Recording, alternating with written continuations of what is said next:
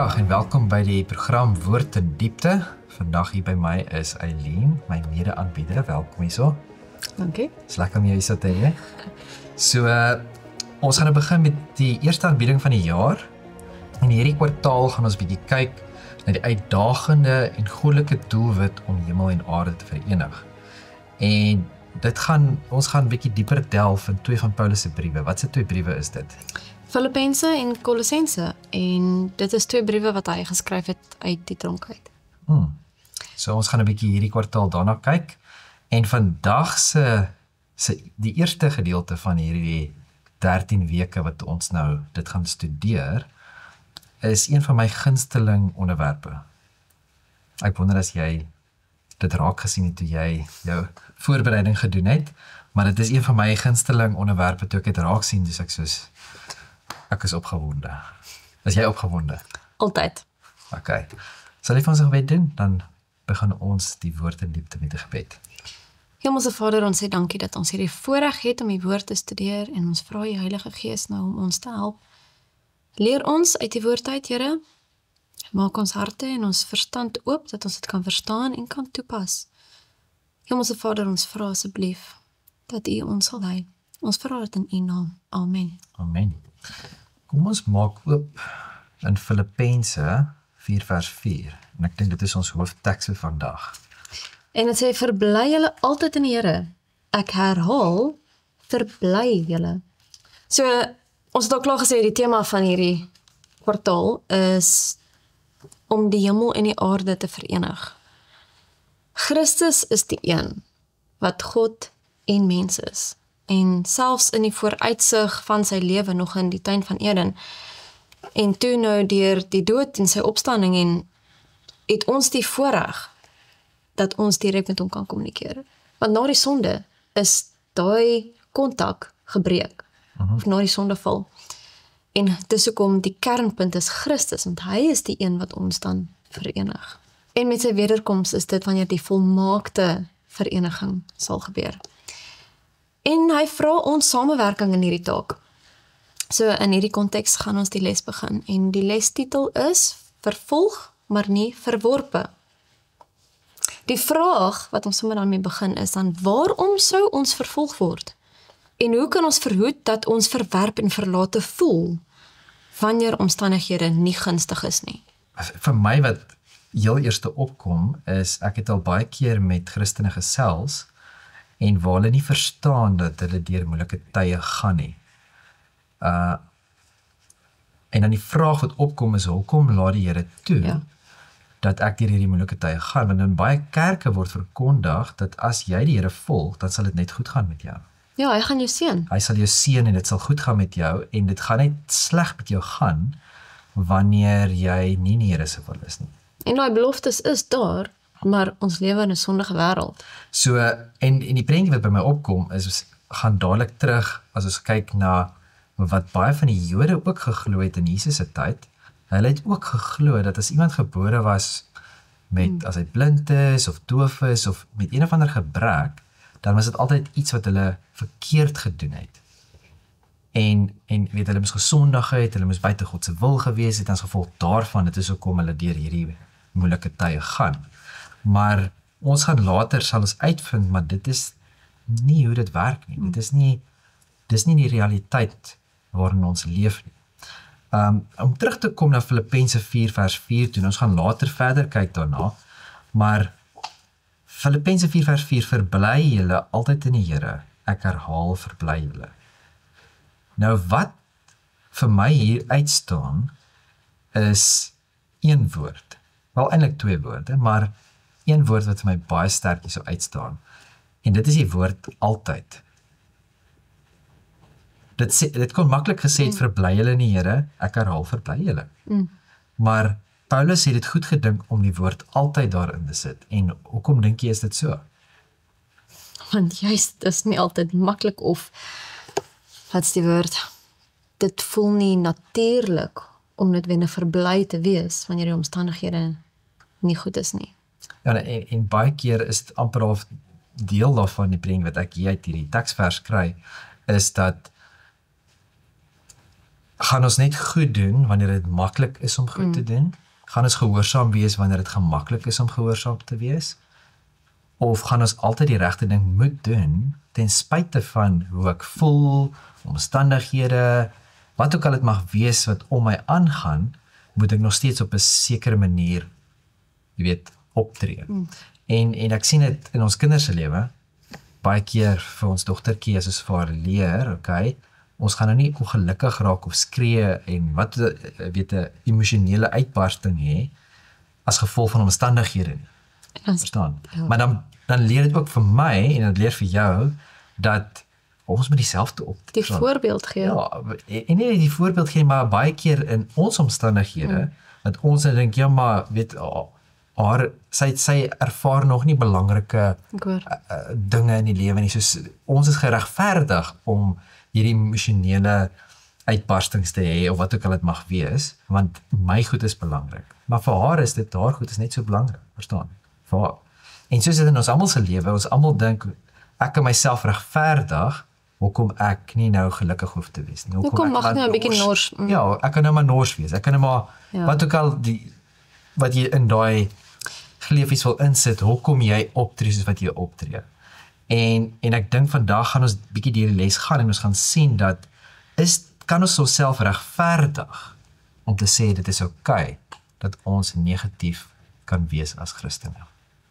Net om terug te kom na die vraag wat ek gevra het, waarom sou ons vervolg word?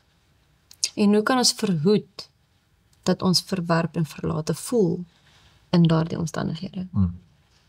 Waarom sou ons vervolg word? Die groot stryd tussen goed en kwaad? As ons goed doen, gaan dit Satan gelukkig maak. En natuurlik, dis nie uit ons eie uit nie, maar hy hou nie van enigiets wat God se beeld uitbeeld nie. En dan, hoe kan ons verhoed? Wel, ek dink dis deel van die les wat ons nou gaan studeer. Is maar 'n groot vraag. Ons hoofteks, Filippense 4:4, waarom kan ons dan verbly wees? Wat is dit, wat maak dat ons daardie blydskap en vreugde deurgaans kan hê? Die heel eerste wat my opkom is die teksvers wat sê smaak en sien dat die Here goed is.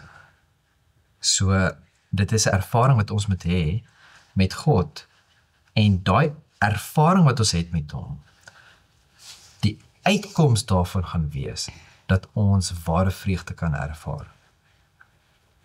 As ons God leer ken en die groter prentjie voor oë hou, dat ons besef die lewe wat ons nou hier het op aarde is nie God se volmaakte wil nie. Dit is nie wat hy vir ons beplan het nie, en dit is ook nie waar dit gaan stop en eindig nie. God het ons nie gemaak om met 'n sondige natuur te leef nie. God het ons gemaak in 'n perfekte omgewing. Perfek het hy ons gemaak. En hy het gekyk en hy het gesien en dit was goed. Alles wat God geskep het, alles wat God gemaak het, dit was goed. Dit was volmaak gewees. En dit was nooit God se plan gewees nie. As gevolg van ons keuses is ons nou in die omstandighede wat ons is hier op aarde. En wat ons sien reg deur die Bybel is God wat ons uit hierdie omstandighede wil uithaal en half die proses in die gang sit sodat ons uiteindelik op 'n tyd in die toekoms uit hierdie omstandighede verlos kan word. En terug te kan gaan na sy oorspronklike plan. Ek dink kom ons gaan na die volgende gedeelte, volgende teksvers, en dit is in Efesiërs 3 vers 1, as jy dit vir ons kan lees asseblief. Om hierdie rede is ek, Paulus, die gevangene van Christus Jesus vir julle wat heidene is. En dan blaai ons na Handelinge 9 vers 16 toe.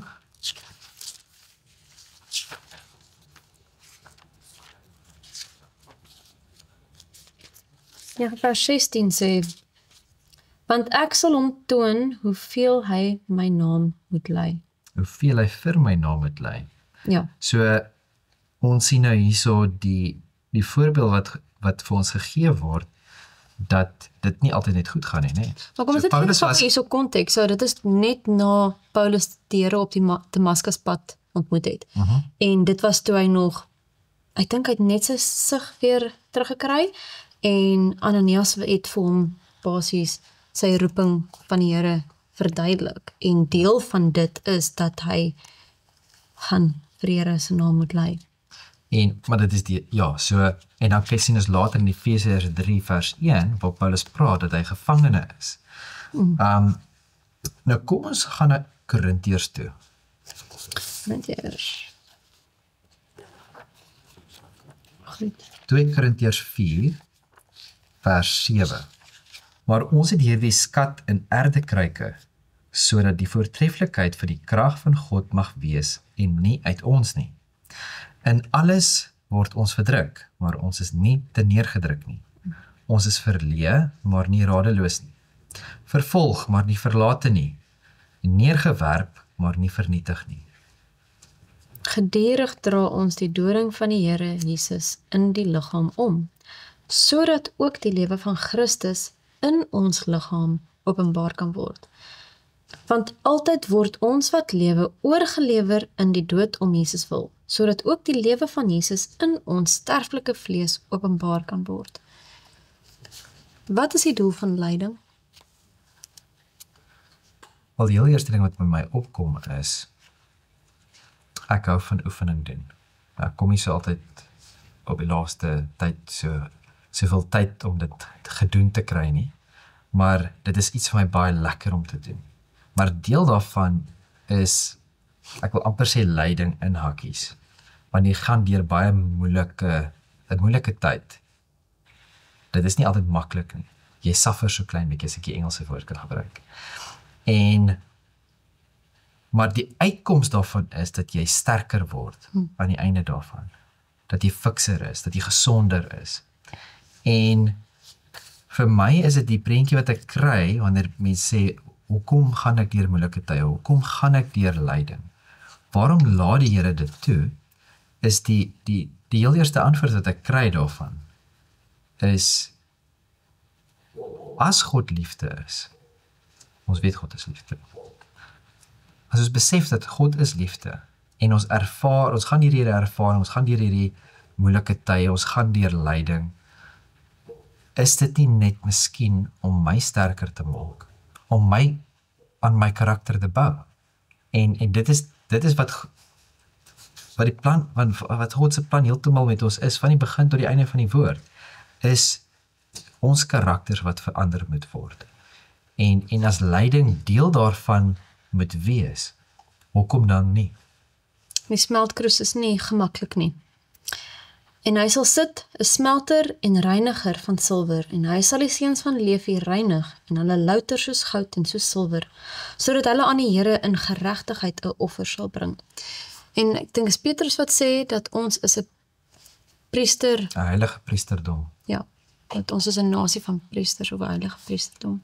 So ons sien nou hier so in 2 Korintiërs 4, waar Paulus sê dat hy deur hierdie moeilike tye gaan, maar ten spyte van dat hy verdruk word, is hy nie te neergedruk nie. Ja, dit is eintlik vir my so mooi hoe hy dit elke tipe omstandighede amper gee hy vir ons die teenstelling. Ons word verdruk, maar ons is nie te neergedruk nie. Ons is verleë, maar nie radeloos nie. Vervolg, nie verlate nie, neergewerp, nie vernietig nie. En dan gee dit die rede, gedurig dra ons die doding van die Here Jesus in die liggaam om, sodat ook die lewe van Christus in ons liggaam openbaar kan word. So wat is die hele punt wat hierso moet gebeur? Dis Christus wat in ons lewe geopenbaar moet word. En wat ek baie duidelik hierso sien, is dat dit is God se krag wat verheerlik word te midde van ons lyding. En dit laat my dink, ek het een keer so 'n paar jaar terug het ek 'n boek gelees daar was 'n boek wat geskryf was, en ek seker van baie van die mense wat nou sal kyk is bewus van die boek, Brother Andrew. En dit gaan oor 'n man wat Bybels gesmokkel het in China nee, dit was in Europa gewees, in Oos-Europa gewees, en soos Roemenië en al daardie tipe lande. En toe na dit was daar 'n man gewees met die naam van David, wat geïnspireerd was deur hierdie brother Andrew en wat hy gedoen het. En hierdie broer David het toe besluit hy wil Bybels in China inkry. En ongelooflike storie. Maar hoe kom dit by die punt? En die punt was, in hierdie boek word daar geskryf van 'n vrou wat gearresteer was en in die tronk gegooi was, as gevolg dat sy Jesus met mense gedeel het. En ek kan nie nou presies die hoeveelheid tyd wat sy in die tronk was nie, maar na 'n sekere hoeveelheid tyd het hulle haar vrygelaat, want hulle het geïrriteerd geword met haar, omdat sy al die mense bekeer het in die tronk. So die Here het haar gebruik te midde van haar omstandighede, te midde waar sy kon gaan sit het en gesê het, arme ek word hier in die tronk, en jy kan jouself indink, deur wat sy hel sy moes gegaan het. Dit is nie maklik, nie so 'n moderne tronk wat ons vandag het nie. Maar ten spyte van haar omstandighede, het sy nog steeds die sending wat sy gehad het sy bereik, maak nie saak waar sy was nie. Jy het partykeer dink 'n mens ook, as mens hierdie ongelooflike verhale hoor, het is amper geromantiseer op 'n manier, want ons sien nie die detail waardeur mense eintlik gegaan het nie, want ons sien alreeds die uitkoms, maar baie keer bevind ons onsself in omstandighede wat ons nie die uitkoms sien nie. Dit laat my dink aan toe Jesus aan die kruis was. Hy was verlate vir ons onthulwe. En he did not see through the portal of the tomb. Hy kon nie op daardie tydstip sien dat hy verheerlik weer sal word nie. Want hy was uit en uit met daai verlate van God. Hy het nie God se teenwoordigheid ervaar nie. En in Getsemane, die aanslag wat die vyand op Jesus gehad het, en hom laat twyfel het, dat hy weer sy Vader sal sien. Dat hy deur hierdie moes gaan, dal van doodskade weer sal gaan. Ja. Verstaan? So, en baie keer in ons lewe, baie keer kan ons ervaring hê waar ons deur hierdie dal van doodskade weer gaan. Maar ons sien nie die uitkoms nie. Ons sien nie die ligpunt aan die ander kant nie. En mense kan van ons beloftes lees uit die woord uit, maar ons kan dit nie sien, ons ervaar dit nie op 'n oomblik, want ons voel dit nie. En dis oukei. Dis oukei as jy dit nie voel nie. Dis oukei as jy nie voel, maar hierdie beloftes wat die Here vir my gee in die woord, voel nie vir my asof dit werklikheid is nie. Want dit is nie wat my ervaring is op hierdie oomblik nie. Ek dink die punt kom daarop neer, jy moet met jouself eerlik wees. Want as jy besef dat dit voel nie vir jou asof dit 'n werklikheid is nie, is waar geloof kan inskop. Dit is die hele punt. Is dat wanneer dit kom met geloof en my geloof in die persoon wat ek ken. En dit kom nou terug na ons hoofteks wat gesê het, verbly julle altyd in die Here. Hoe is dit moontlik dat ek altyd vreugde kan ervaar ten midde van enige omstandighede? Jy moet die een ken wat die vreugde vir jou verskaf. Daai ervaring wat jy het met God, as jy in 'n verhouding is met hom, hy is die een wat jou geskep het. Hy is die een wat alles wat bestaan gemaak het. As jy in 'n verhouding is met jou Skepper, dan en net dan alleen kan jy te midde van hoe ook al jy voel, wat ook al jou emosies kan wees, kan jy weet vir 'n feit dat hy gaan vir jou uitkoms gee. Die Dis vertroue. miskien dadelik nou nie, miskien is dit verder in die toekoms, maar dit gaan gebeur, want jy ken hom. Ja. Ek gebruik altyd die voorbeeld, as iemand môre kom en hulle maak 'n aantuiging teen byvoorbeeld my pa, of my broer, of wie ook al dit mag wees, en hulle maak 'n spesifieke aantuiging, en onmiddellik sal ek weet, dit is nie waar nie. Want ek ken hulle. Ja, jy Verstaan? ken hulle beter As as ander iemand mense. kom en hy maak 'n aantuiging teen iemand wat ek van weet, maar ken nie regtig die persoon nie, dan gaan dit vir my soos in, miskien, ek weet nie. Ek ken die persoon nie goed genoeg om weer te kan sê, is dit so of is dit nie so nie. As die polisie môre na my toe kom en sê, hoor jy, hierdie, dan sê ek soos, nee, want ek ken hulle. En dis dieselfde wanneer die wêreld kom, wanneer die vyand kom en in my oor praat en vir my negatiewe saadjies plant wat aantuigings is teen God se karakter. Dan kan ek onmiddellik weet maar dit is nie so nie. Ek kan staan. Dit maak nie saak hoe ek voel op 'n oomblik. Maak nie saak deur wat se moeilike tye ek gaan en die lyding wat ek ervaar nie. Gaan ek onmiddellik kan sê nee, maar dit is nie so nie want ek ken hierdie een. Ek ken God. Ek loop 'n pad saam met hom en ek weet vir 'n feit dit is nie wie hy is nie. En wat van as jy jouself bevind op 'n plek waar jy het nie die afgelope tyd die pad met die Here gestap nie? Wat doen jy dan? Jy vind jouself in omstandighede waar jy besef jy het hom nodig, maar Dan die enigste oplossing of die enigste ding wat ek kan dink is jy moet op niks anders te fokus as om net sy aangesig te soek nie. dat daar net hoop is vir mense wat voel daar's nie hoop nie. Die enigste plek waar ons ware hoop kan vind en nie valse hoop nie, is by God. So in daardie omstandighede as jy voel maar jy kan nie meer nie, dan moet jy maak soos Petrus wat gesink het en gesê het Here, red my. En God sal jou red. Ja, sy arm het dadelik Petrus ingegryp. Jesus kon gesê het, ja, maar jy wil mos nie glo nie. Voel daarom nou 'n bietjie. Maar nee, Jesus het hom dadelik gegryp. Toe Petrus roep, Here red my, was Jesus dadelik daar. En maak nie saak hoe ons onsself bevind of waar ons onsself bevind nie. Ons kan altyd daai woorde uiter en Jesus sal daar wees vir ons. So ons kan vir onsself 'n bietjie ook antwoord, net om terug te kom. Wat is ons persoonlike gesindheid wanneer ons deur 'n moeilike tyd gaan? Dis iets wat ons 'n bietjie onsself moet gaan dink en dan moet ons die Here vra, help my hiermee. En weet jy wat ek nou al ervaar in my lewe, wanneer eerlik is. Ek het al deur baie moeilike dinge gegaan. En baie keer is dit vir my makliker om 'n positiewe gesindheid te hê in baie moeilike omstandighede. Vir my persoonlik. Ek weet dit klink miskien as snaaks, maar wanneer ek deur 'n geweldige mal ervaring gaan, is dit baie makliker vir my om kalm te bly en jy weet, om vrede te ervaar en so voort. Maar wat vir my moeilik is kleiner goedjies. Verstaan? Dis is ek het dit vroeër al baie keer gebruik, maar iemand wat voor my inry of wat ook al dit mag wees, jy het klein goedertjies wat nie groot goed is nie, maar waar jy daar kan soos in, weet jy wat, maar ek kan vrede hê ten spyte van hier.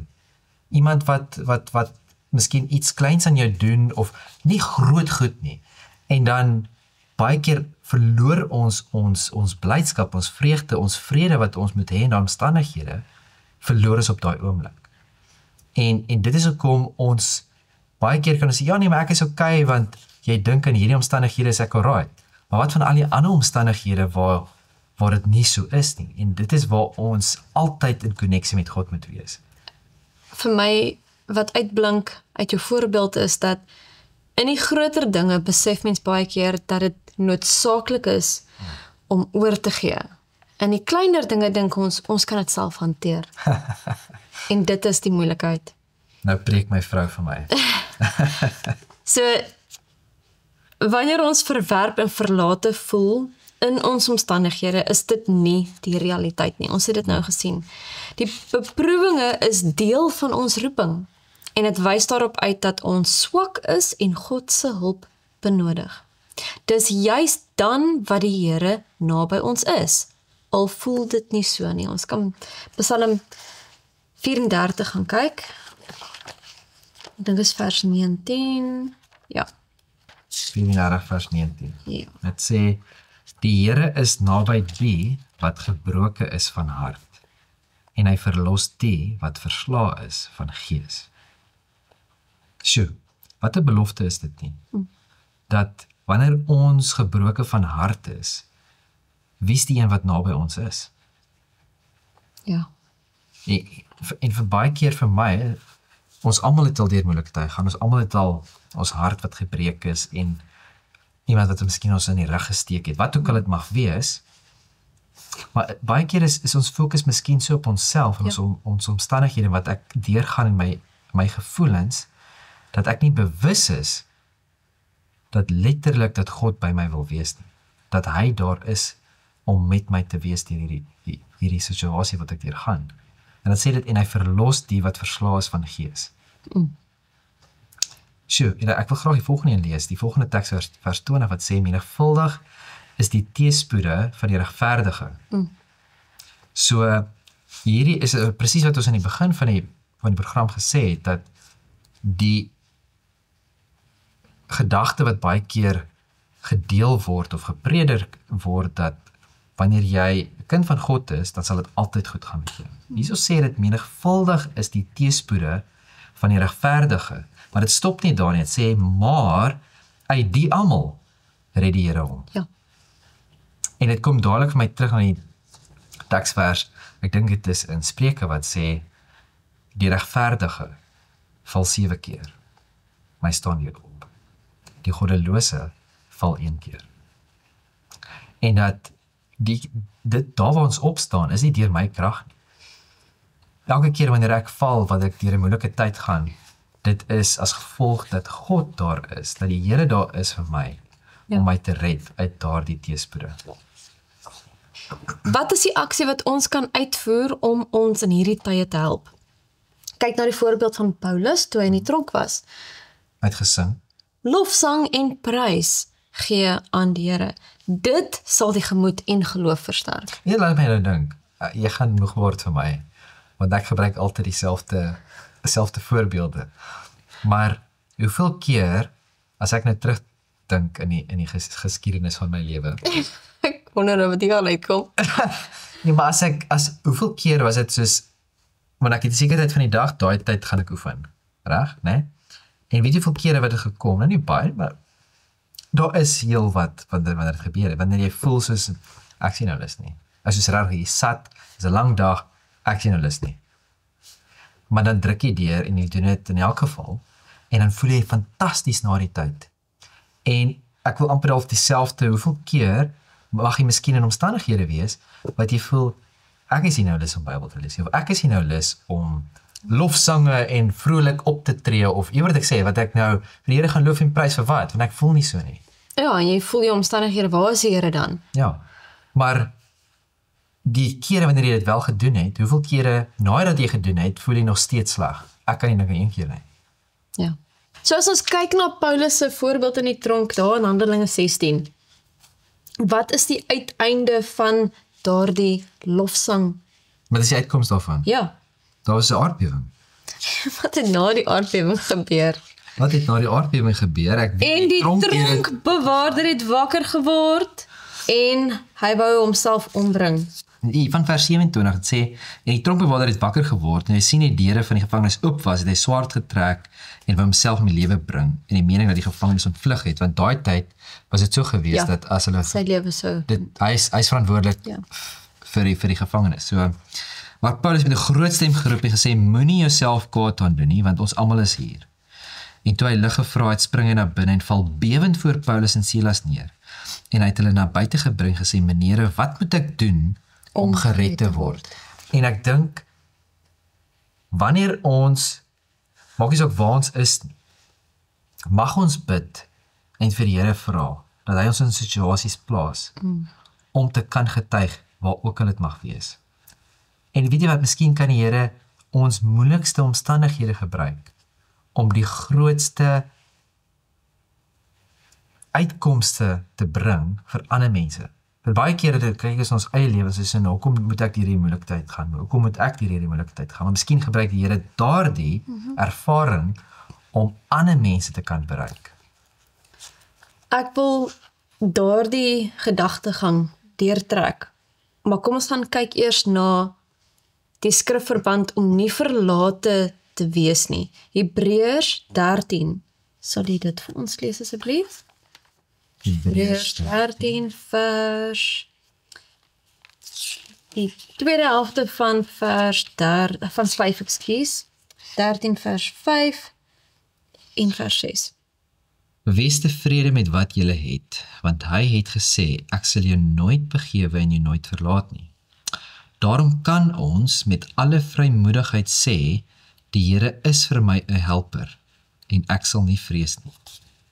Wat sal 'n mens aan my doen?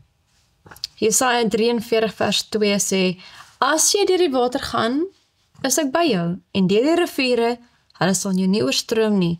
As jy deur vuur gaan, sal jy jou nie skroei nie, en die vlam sal jou nie brand nie. Beteken dit dat jy in elke liewe omstandighede uitgered sal word? Wel, die ding is dat as ons kyk na Daniel en sy vriende, en ons kyk na hulle lewe, ons baie keer fokus ons op die gedeeltes soos Daniel se vriende wat in die brandwind gegooi was. En hulle was nie verbrand nie. Dit sê daar was nie eers geryk asof hulle in vuur was nie. So ons sien hier, wow, dit is amazing. Ons fokus baie keer op hierdie, dit is ongelooflik. Maar ons weet ook dat hulle as gevangenes weggevoer was, en hulle deur oorlog gegaan het, in hulle stad, en 10 in hulle familie verloor het, verstaan, wat doodgemaak is. So, hulle is deur hel. Hulle is deur geweldige moeilike tyd. So dit beteken nie, in elke omstandighede en in alle tye gaan ons net wonderwerke ervaar en niks gaan met my gebeur nie. Verstaan? Maar daar waar God se naam verheerlik kan word. En dit is wat ons moet bid, altyd moet bid. Daar's 'n man, Paul Goya, en jy ken sy getuienis.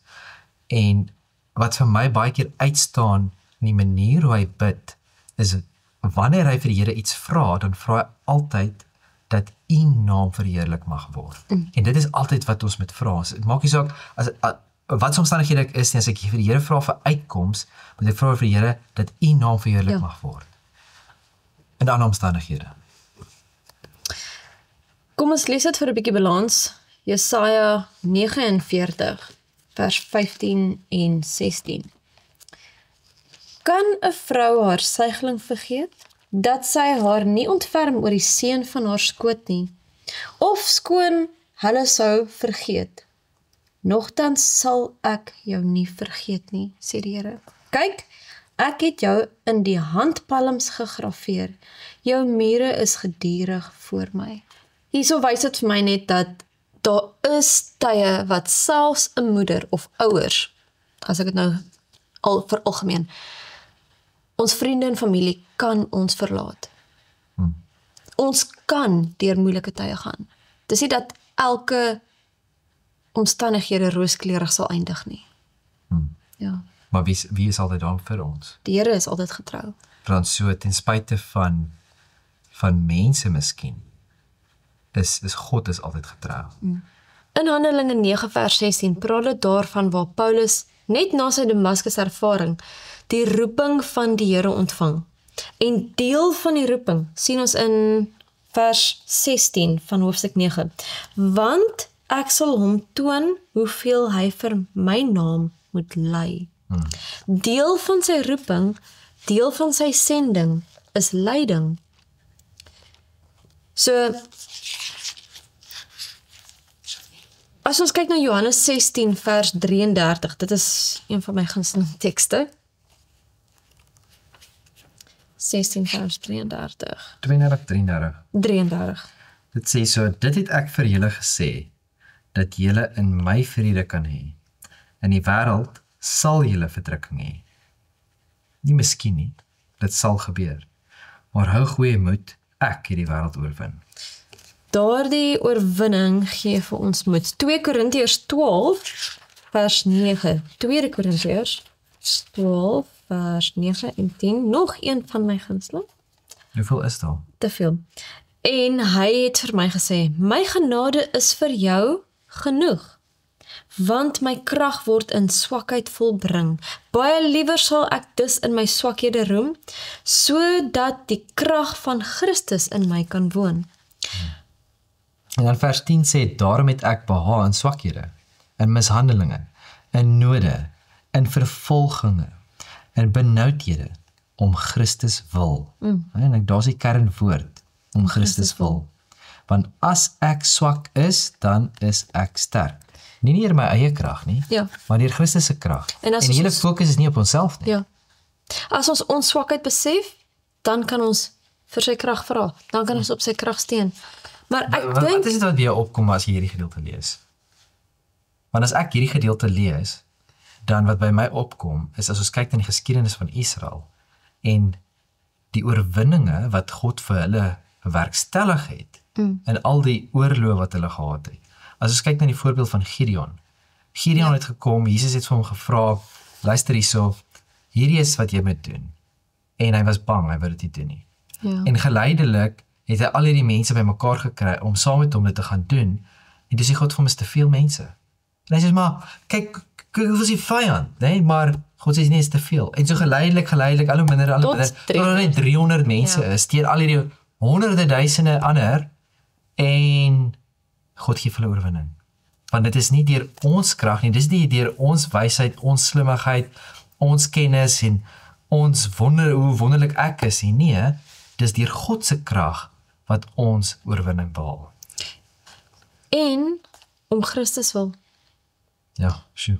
Maar dit is letterlik wanneer ons baie keer, dan kan ons lyding ervaar en ons dink miskien is dit om Christus wil. Miskien is dit Maar dit is ons, ek gaan deur hierdie moeilike tye want die Here het toegelaat dat ek hierdeur moes gaan want dit is of en dan vra jy vir hom waarom. ja, Maar dit is die effek of dit is die gevolg van keuses. of my eie slegte keuses wat ek gemaak het. En ons moet bewus wees dat baie keer kan ons deur moeilike tye gaan, nie as gevolg dat ons ly vir die Here nie, maar ly as gevolg dat ek 'n keuse gemaak het en nou gaan ek deur daardie. Of ongehoorsaam was. Ja. Een van die voorbeelde is, sê maar byvoorbeeld, ek is ongelukkig en ek gaan deur hierdie moeilike tyd, want ek mag miskien siek wees of, ek gaan myself as voorbeeld. Hè? Ek het 'n paar keer die afgelope jaar wat verby is, het ek lekker siek geword. En ek het nie gekla daaroor nie, want ek het geweet wat die oorsaak was. En wat was die oorsaak? Ek het nie genoeg geslaap nie. En as jy nie genoeg slaap nie, dan is jou immuunstelsel nie so sterk nie. So wanneer daar 'n virus oor jou waai, dan kan jy maklik siek word. So ek kan nou ongelukkig word en Here, hoekom moet ek nou deur hierdie gaan? Hoekom, né? Ja. Maar ek Het het keuses gemaak. die regte keuses gemaak Ja. nie en as gevolg daarvan So jy moet ek ly, jy ly van verkeerde keuses. Nie noodwendig iets wat die Here oor jou pad sou toegelaat het eers nie. Ja. So daar's daai cause and effect as En ons ek dit kan moet onderskei tussen wat se lyding is wat ek oor myself die Here. bring, wat se lyding is dit wat dit net sonde is, Ja. ons leef in 'n sondige Die wêreld, groot stryd en dan wat wat se lyding is as gevolg van omdat ons opstaan vir wat reg is. om Christus wil waarvan die skrif hier praat. En ons moet bid dat die Here vir ons daai onderskeidingsvermoë kan gee. Nou as ons aangaan 1 Petrus 4 vers 12 en 13. Geliefdes, verbaas julle nie oor die vuurgloed van vervolging onder julle wat tot julle beproewing dien. Asof iets vreemds oor julle kom nie. Maar na mate julle gemeenskap het aan die lyde van Christus, moet julle bly wees, sodat julle ook by die openbaring van sy heerlikheid met blydskap kan jubel. Dit is ons tema. Ja. Verbly julle in die Here. Amen. En om aan te sluit by hierso, kom ons bly in 1 Petrus. Ja? 1 Petrus 2 vers 20 en 21, het sê, want watter roem is daar as julle verdra wanneer julle sonde doen en geslaan word?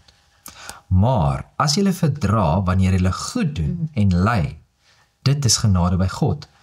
En Want hiertoe is julle geroep, Ja. omdat Christus ook vir julle gelei het en julle 'n voorbeeld nagelaat het, sodat julle sy voetstappe kan navolg. En ek wil half terugkom na die punt wat ons net nou gemaak het, is wanneer ons slegte keuses maak en ons ly as gevolg daarvan. Want hy sê, wat 'n roem is daar as jy verdra, Ja. ons gaan deur moeilike tye, wanneer ek sonde doen, verstaan jy, soos in, wanneer ek verkeerde dinge doen, dan is daar nie My roem, keuses, maar daar's roem, wanneer ek verdra, as gevolg van, en vir God se onthaalwe. Dit is my net so mooi hoe Petrus en Paulus se ervarings, So mooi instem. die Bybel is geïnspireer, dit is net so. 1 Korintiërs, En nog 'n punt wat ek eintlik ook uit wil gehad het, is in vers 21 wat gesê het, want hiertoe is julle geroep, omdat Christus ook vir julle gelei het en julle 'n voorbeeld nagelaat het sodat julle sy voetstappe kan navolg. Hoekom is ons ongelukkig dat ons deur moeilike tye moet gaan as Jesus deur die moeilikste tyd gegaan het? Dat hy vir ons die grootste lyding ervaar het vir ons ontwil, maar ons is nie bereid om te ly vir sy ontwil nie. Ja. Laat ons daai net in gedagte hou. 1 Korintiërs 10 vers 13. Geen versoeking het julle aangegryp behalwe 'n menslike nie, maar God is getrou wat nie sal toelaat dat julle bo julle kragte versoek word nie, maar hy sal saam met die versoeking ook die uitkoms gee sodat julle dit kan verdra. En net so sal God, hy sal nie iets toelaat as hy nie al reeds vir ons die krag gegee het om dit te kan oorwin en oor dit kan kom. Hy is bewus van ons swakhede en ons beperkings. Hy gaan ons nie bo ons perke beproef nie. Psalm 103, net die sagtheid van die Here. Vers 13 en 14. Soos 'n vader hom ontferm oor die kinders, so ontferm die Here hom oor die wat hom vrees. Want hy weet watter maaksel ons is, gedagtig dat ons stof is. Filippense 4 vers 4. Verbly julle altyd in die Here. Ek herhaal, verbly julle. Laat julle vriendelikheid aan alle mense bekend word. Die Here is naby. Wees oor niks besorg nie, maar laat julle begeertes in alles deur gebed en smeking met danksegging bekend word by God. En die vrede van God, wat alle verstand te bowe gaan, sal julle harte en julle sinne bewaar in Christus Jesus. So dis 'n vrede wat jy nie kan verstaan nie. Dis 'n vrede wat ander mense nie kan verstaan nie. Mense kan miskien kyk en nie verstaan hoekom ervaar jy vrede, hoekom is jy so kalm, ten spyte van wat met jou gebeur het, ten spyte van jou omstandighede. Waarom is jy kalm? En net God kan daar antwoord gee, want hy is die een wat vir ons daardie vrede kan gee. Daar gaan tye wees wat ons nie die hele tyd vreugdevol en jubelend kan wees nie. Die lewe is so dat ons hartseer tye gaan ervaar. Prediker 3 vers 4 sê, 'n tyd om te ween en 'n tyd om te lag. 'n tyd om te weeklag en 'n tyd om van vreugde rond te spring. Die Here verwag nie dat ons, as ons 'n geliefde verloor het, dat ons nie mag hartseer wees nie. Wat sê die woord vir ons? Die woord sê dat ons treur nie soos die wat nie glo nie. Ja. So dit beteken ons treur. Ja. Ons treur soos die wat hoop het. Ons het hoop. Ons het die geloof in ons Skepper. En ja, ons mag deur moeilike tye gaan en ons kan daai emosies ervaar. God het ons geskep met emosies.